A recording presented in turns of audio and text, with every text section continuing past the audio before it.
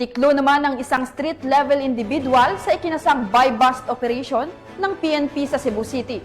Alamin ang ibang impormasyon mula kay Patrol Woman Annalyn Canoog.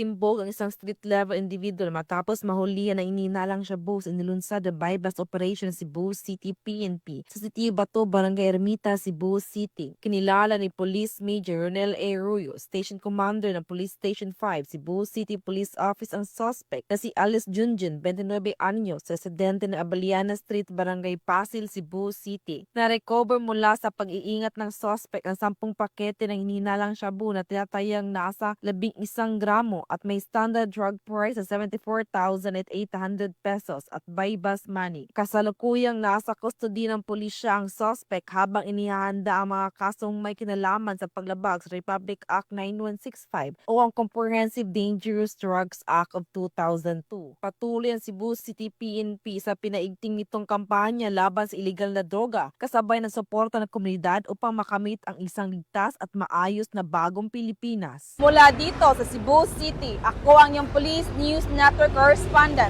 Patrol Woman Annalyn N. Canoog, alagad ng batas, tagataguyod ng balitang pulis.